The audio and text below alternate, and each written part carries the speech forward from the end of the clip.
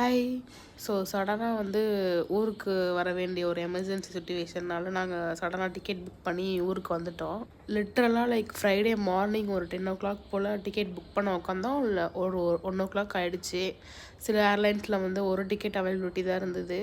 சில இதில் வந்துட்டு உள்ளார போனால் ஒரு அமௌண்ட் காமிக்குது, அப்புறம் எண்டில் வந்து ஒரு அமௌண்ட் காமிக்குது.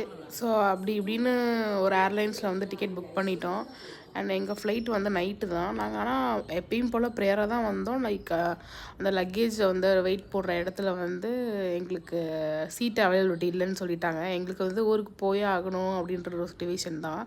எங்களுக்கு என்ன பண்ணுறதுன்னு தெரியல. ஆல்ரெடி இது மாதிரி ஏற்கனவே நான் லாஸ்ட் டைம் வரும்போதுமே இதே சேம் ஏர்லைன்ஸில் எனக்கு இஷ்யூ இருந்தது. ரீசன் என்னன்னு கேட்டால் நாங்கள் லேட்டாக வந்துட்டோம் அப்படின்ற மாதிரி சொல்லியிருந்தாங்க. அப்புறம் தேங்க் காட் எப்படியோ ஒரு 2 சீட் கிடச்சிச்சு. அப்படியே சென்னை தான் வந்துட்டு அதுக்கப்புறம் நாங்கள் திருச்சி வந்தோம். லைக் ஸ்ரீலங்கா போயிட்டு ஸ்ரீலங்காலேருந்து சென்னை, சென்னையிலேருந்து திருச்சிக்கு வந்து கார் புக் பண்ணி 1 way ட்ராப் அந்த மாதிரி புக் பண்ணி வந்துட்டோம்.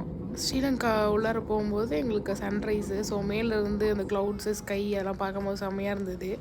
அண்ட் எப்படா தோஹாலேருந்து கொழம்பு போகும் அப்படின்னு அந்த மேப்பை வந்து அட்லீஸ்ட் ஒரு 20 டைமாவது ஓப்பன் பண்ணி பார்த்துருப்பேன். ஏன்னா மோஸ்ட்லி எனக்கு ட்ராவல் பண்ணும்போது தூக்கம் வராது. ஆல்மோஸ்ட் அங்கேருந்து ஸ்ரீலங்கா வந்து 5 hours கத்தார்லேருந்து. அப்புறம் எங்களுக்கு நெக்ஸ்ட் ஃப்ளைட் வந்து ஒரு 1.5 hours like Sri Lanka to Chennai. அதுவுமே நாங்கள் போர்ட் பண்ணிட்டோம். இந்தியா வந்ததுலேருந்தே ரொம்ப கோல்டு, ஸோ அதான் வீடியோ ஒழுங்காக போட முடியல.